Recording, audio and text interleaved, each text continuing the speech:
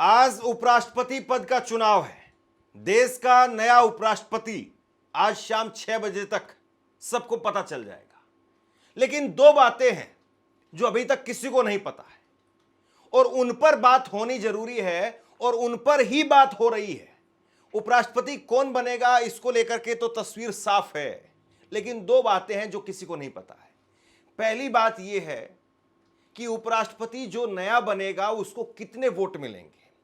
Cross voting तो नहीं होगी, कहीं क्रॉस वोटिंग होकर के मोदी जी के वजूद पर सवाल तो नहीं खड़े हो जाएंगे।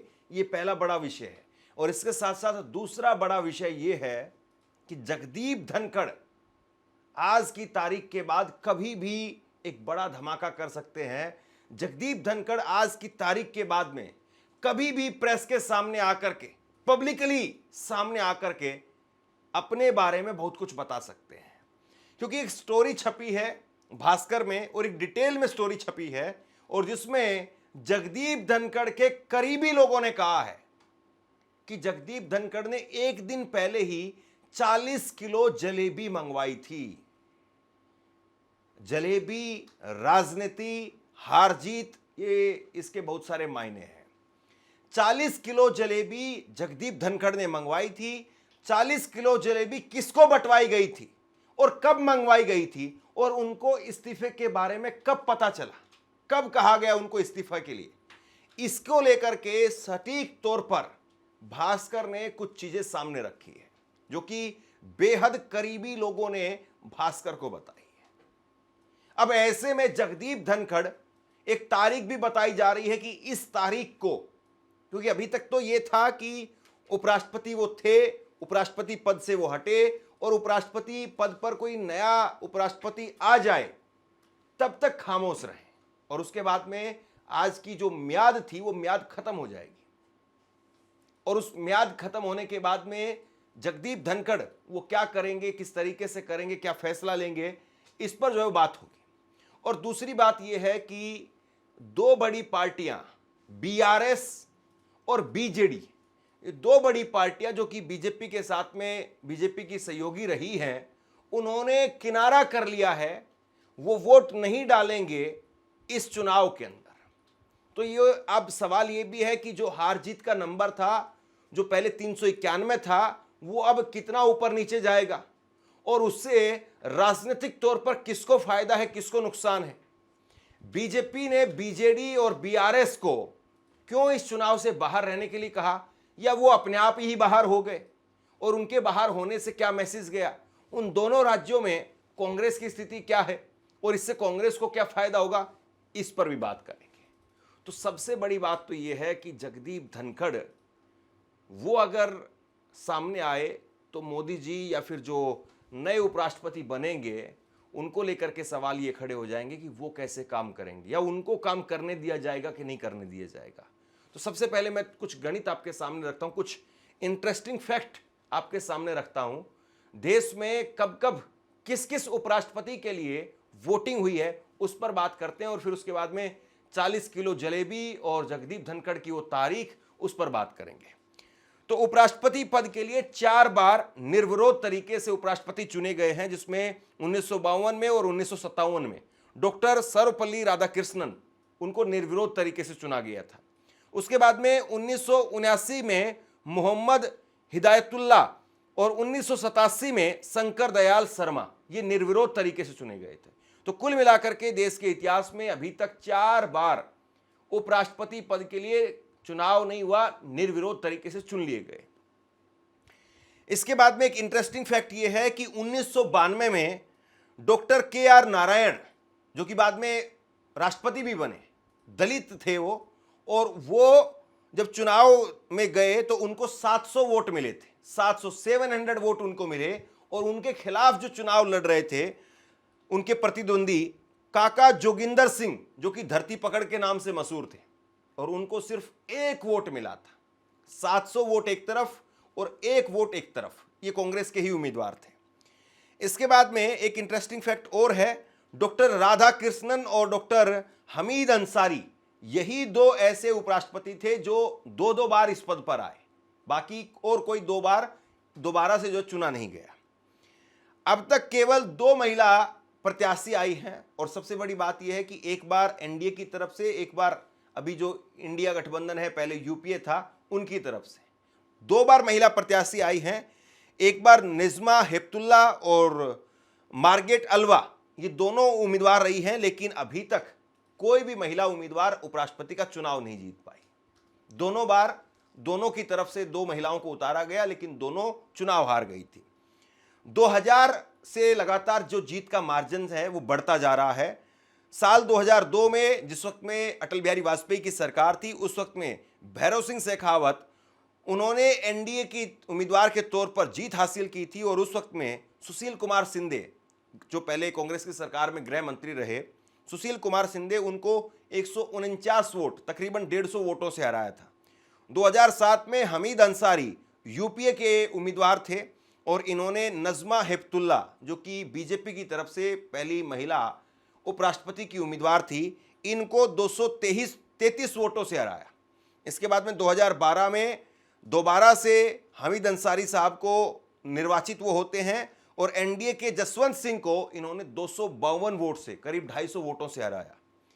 इसके बाद में 2017 में, चूंकि बीजेपी की सरकार आ चुकी थी, नरेंद्र मोदी की सरकार आ चुकी थी, तकरीबन राज्यों में बीजेपी की सरकार थी, तो 2017 में एनडीए के वेंकैया नायडू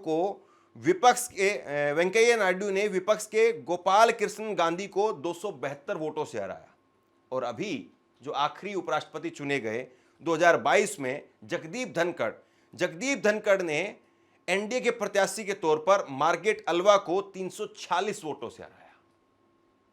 तो यानी एक बार बीजेपी ने एक महिला उम्मीदवार उतारी और एक बार कांग्रेस गठबंधन ने महिला उम्मीदवार उतारी और दोनों बार वो हार गई। महिला अभी तक हमारे देश में कोई भी उपराष्ट्रपति नहीं बनी है। तो सुबह आज 10 बजे से लेकर के शाम 5 बजे तक वोटिंग होगी, 6 बजे नतीजे आएंगे और इसमें सभी सांसदों को एक खास पेन दिया जाता है, शाही भी उसकी मैच बहुत महत्वपूर्ण है और उसी पेन से उनको लिखना पड़ता है, बताना पड़ता है प्रायोरिटी के हिसाब से कि पहले नंबर पर वो किसको चुनना चाह रहे हैं। अब आप यहाँ पर 2 ही उम्मीदवार हैं तो वो पहले नंबर और दूसरे नंबर पर तय करेंगे, अगर 4 होते तो अलग अलग होता। और एक जानकारी ये भी है कि 2017 में 11 और 2022 में 15 वोट वो अमान्य हो गए। यानी किसी ने, जैसे बैलेट पेपर से चुनाव होता है, इसमें ईवीएम का रोल नहीं होता है, बैलेट पेपर से चुनाव होता है, तो ऊपर टिक लगाने की बजाय बीच में टिक लग गया, नीचे लगाने की बजाय बीच में टिक लग गया, तो वो वोट जो है निरस्त हो जाता। तो अब की बार देखना ये होगा कि किसके खाते में कितने वोट जाते हैं। अभी तक जो 2 दिन पहले जो पुराना गणित था उसके हिसाब से 781 कुल सांसद थे और उसमें से जीत का, बहुमत का जो मार्जिन था वो 391 था, जिसमें एनडीए के पक्ष में 439 सांसद थे और इंडिया गठबंधन के पक्ष में 324 सांसद थे। लेकिन अब चूंकि 2 पार्टियां वो इस चुनाव से अलग हो गई हैं, बीजेडी और बीआरएस, वो दोनों इस चुनाव से अलग हो गई हैं, इसलिए गणित भी बदल गया है। इसलिए अब जो गणित है वो भी बदल गया है, यानी अब जो आंकड़ा है वो भी बदल गया है। अब कुल सांसद 781 हैं, जिसमें से बीआरएस और बीजेडी, 4 सांसद बीआरएस के हैं, 7 सांसद बीजेडी के, 11 सांसद हैं, ये अलग हो गए हैं। तो वोटिंग में अब भाग लेने के लिए कुल 770 सांसद वो वैलिड हैं, वो यानी वोट डालेंगे एक तरीके से, वैलिड तो सभी थे। अब बहुमत का आंकड़ा है वो 386 हो गया, पहले 391 था, अब 386 हो गया है। और 386 में से किसको कितना जो है वो नंबर मिल पाएगा, ये सवाल है। हालांकि बीजेडी और बीआरएस, ये जो दोनों पार्टियां, बीजेडी वो उड़ीसा की पार्टी है, नवीन पटनायक की पार्टी है, और नवीन पटनायक वो पहले से ही बीजेपी के साथ रहे और अभी भी उन्होंने, जब वो अलग हुए तो यही कहा है उन्होंने कि हम लोग इसलिए अलग हो रहे हैं क्योंकि हमें बीजेपी कांग्रेस के खांचे में नहीं जाना है, इसलिए हम अपने आप को अलग रख रहे हैं। बीआरएस, केसीआर की पार्टी जो बीजेपी के साथ रही तकरीबन, केसीआर की पार्टी बीआरएस वो भी इसमें अलग हो गई है और उन्होंने अलग होते हुए कहा है कि हमारे यहाँ पर यूरिया की बहुत कमी है, किसानों को यूरिया नहीं मिल रहा है खेतों के लिए, फसलों के लिए, तो इसलिए हम जो है वो विरोध करते हुए, किसानों की आवाज़ को बुलंद करते हुए इस चुनाव से दूर रह रहे हैं, ये उन्होंने कहा। अब राजनीति में ये बताने के लिए सिर्फ बातें हैं, बाकी उनके केस कितने चल रहे हैं, सीबीआई, ईडी और फलां केस, वो सब जानते हैं कि राजनीति किस तरीके से की जाती है। कहीं ना कहीं ये भी कहा जा रहा है कि ये अपनी सुविधा की राजनीति है कि अगर बीजेपी को परेशानी होती तो हम पर भी परेशानी आती है। अब बीजेपी को थोड़ी सहूलियत हो जाएगी, इसलिए हम पीछे हो गए हैं। अब दूसरी जो हमारी बड़ी खबर थी, जो जगदीप धनखड़ को लेकर के है, उसमें यह कहा गया है सूत्रों के हवाले से, जो उनके सोर्सेज हैं जिनसे भास्कर ने बात की है, उन्होंने कहा है कि एक दिन पहले तक जगदीप धनखड़ को यह नहीं बताया गया था कि उनको इस्तीफा देना है। 21 जुलाई को जगदीप धनखड़ इस्तीफा देते हैं। 21 जुलाई को संसद के मानसून सत्र का पहला दिन था, लेकिन 20 जुलाई को जगदीप धनखड़ 40 किलो जलेबी मंगवाते हैं।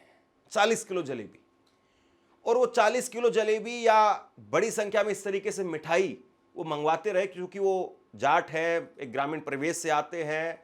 तो गांव देहात में जितनी भी जातियां हैं, गांव देहात से आने वाले, खेती किसानी करने वाले जितने भी लोग हैं, वो अक्सर जब भी खुश होते हैं तो मिठाई खाते हैं, मिठाई बांटते हैं। और वैसे ही जो है जगदीप धनखड़, तो जगदीप धनखड़ अक्सर इस तरीके से मिठाइयाँ बांटते थे, अपने लोगों को, अपने स्टाफ को मिठाइयाँ बांटते थे।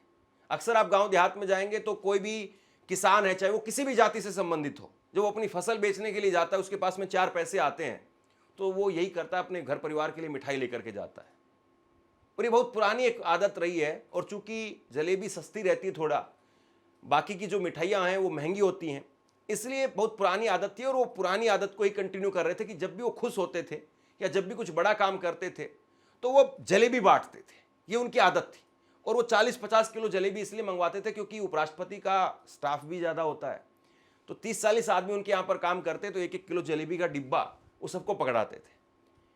अब अगर उनको ऐसा पता होता कि उनकी तो खुद की विदाई होने वाली है, उनके सोर्सेज ने बताया ये बात कि उनकी खुद की विदाई होने वाली है, तो जाहिर सी बात है वो जलेबी नहीं मंगवाते।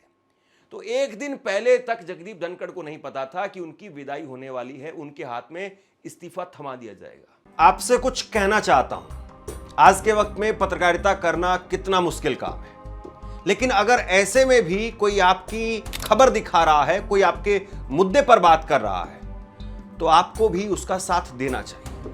अगर आपको लगता है कि मेरी पत्रकारिता सही है, मैं आपके लिए आपकी खबर वो दिखा रहा हूं, तो ऐसे में आप मेरा सहयोग कीजिए। आप इस वीडियो को जब लाइक करेंगे तो लाइक के साथ में ही एक थैंक्स का बटन आपको दिखाई देगा। उस थैंक्स के बटन पर आप क्लिक कीजिए और जो भी सहयोग राशि दे सकते हैं वो दीजिए। दूसरा, आप चैनल को ज्वाइन कर सकते हैं और चैनल को ज्वाइन करके भी मुझे मदद कर सकते हैं। जगदीप धनखड़ को 2 ऑप्शन दिए गए थे। सोर्सेज ने बताया है कि जगदीप धनखड़ से कहा गया था कि या तो आप इस्तीफा दीजिए, इस्तीफा देकर के घर चले जाइए, या फिर तैयार रहिए महाभियोग के लिए। अब जगदीप धनखड़ ने यहां पर यह फैसला किया कि वो अपने खिलाफ महाभियोग ला करके अपने आप को अपमानित नहीं करवाएंगे, और इसीलिए वो इस्तीफा देकर के निकल गए। अब 2 तारीख से, यानी 2 सितंबर से वो अपना आवास छोड़ करके दिल्ली के अंदर ही छतरपुर में अभय चौटाला के आवास पर रह रहे हैं।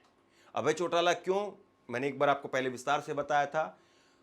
अभय चौटाला के दादाजी यानी ओम प्रकाश चौटाला के पिताजी, यानी देश के पूर्व उप प्रधानमंत्री चौधरी देवीलाल, वो ऐसे शख्स थे, ऐसे नेता थे जो जगदीप धनखड़ को राजनीति में लेकर के आए। 1989 के अंदर वो राजनीति में लेकर के आते, झुंझुनू से इनको जो है वो उम्मीदवार बनाया, सांसद बनाया, ये जीते। फिर उसके बाद में वीपी सिंह की सरकार में चौधरी देवीलाल वो उप प्रधानमंत्री बने, इनको संसदीय कार्य मंत्री बनाया। और जब वीपी सिंह ने चौधरी देवीलाल को बाहर किया तो चौधरी देवीलाल के साथ में इस्तीफा देने वाले जगदीप धनखड़ भी थे, यानी पुराने पारिवारिक रिश्ते हैं। और दूसरी बात यह है कि चौटाला परिवार वो कांग्रेस के खेमे से अलग भी है, तो जगदीप धनखड़ वो किसी ऐसे खेमे में नहीं जाना चाहते थे जहां पर उन पर यह आरोप लगे कि वो तो कांग्रेस के इशारे पर ये सब कुछ कर रहे थे। लिहाजा उन्होंने एक न्यूट्रल ऐसे परिवार को चुना। अब जो एक तारीख इसमें निकल करके सामने आई है, उनके सोर्सेज ने इस बारे में एक तरीके से जानकारी दी है।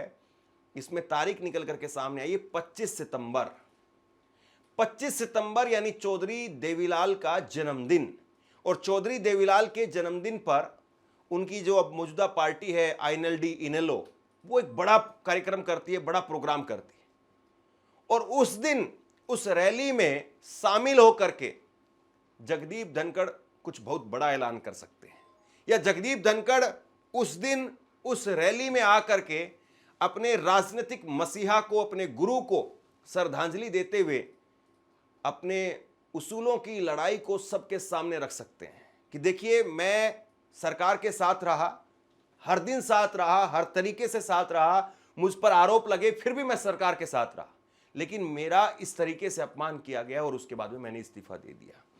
उनके सोर्सेज ने जो सबसे बड़ी बात बताई, जिस पर आप यकीन नहीं करेंगे, जगदीप धनखड़ को यह माना जाता रहा कि वो सरकार के खासम खास आदमी हैं, लेकिन सोर्सेज ने यह बताया कि एक मीटिंग में गृह मंत्री अमित शाह मौजूद थे और उसी मीटिंग में जगदीप धनखड़ ने, गृह मंत्री ने जिस तरीके से ठहाका लगा करके हंसा, उस पर आपत्ति जताई।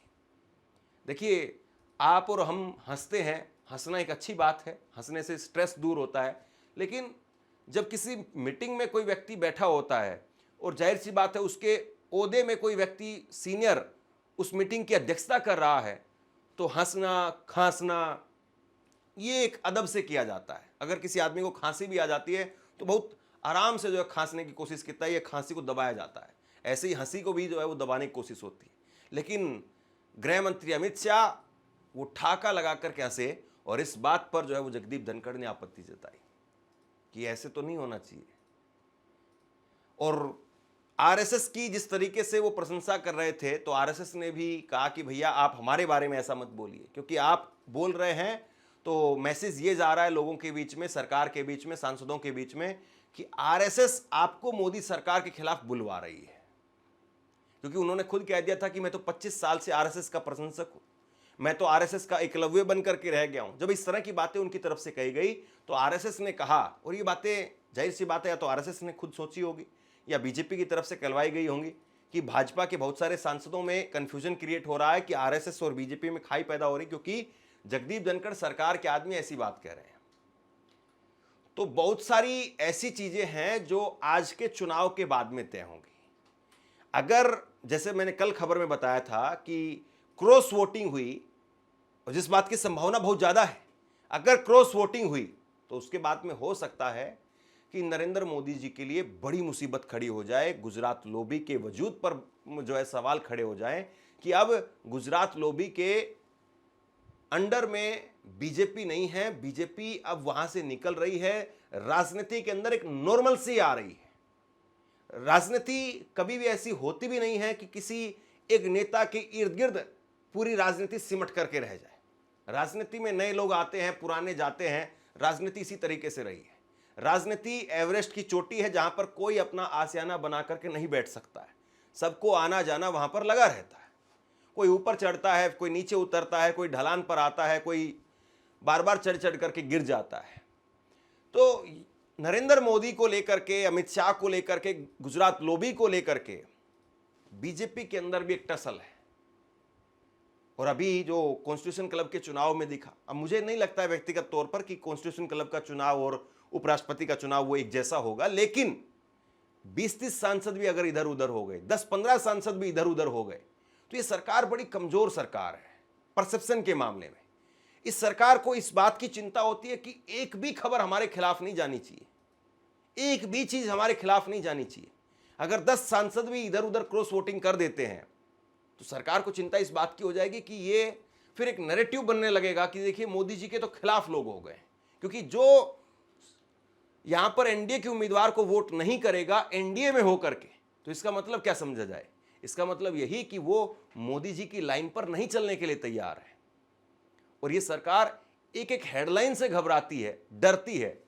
तो सोचिए कि अगर कल को ये खबर आती है सामने, आज शाम को ही वैसे ये खबर आ जाएगी और सुबह अखबारों में छपती है कि मोदी जी 10 सांसद कौन हैं जिन्होंने बीजेपी की लाइन के खिलाफ जो वोट किया, हालांकि इसमें व्हिप जारी नहीं होता है, तो ये खबर जो है वो अपने आप में बीजेपी के ऊपर, नरेंद्र मोदी के ऊपर सवाल खड़े कर देगी। और जगदीप धनखड़, उनका अभी चैप्टर बाकी है, पिक्चर बाकी है। आज का दिन ढलने के बाद में किस तरीके से उनका फिर नया सूर्य उदय होता है, ये देखना बाकी है। आप क्या सोचते हैं नीचे कमेंट बॉक्स में लिख करके जरूर बताइए। इस खबर को शेयर कीजिए। धन्यवाद।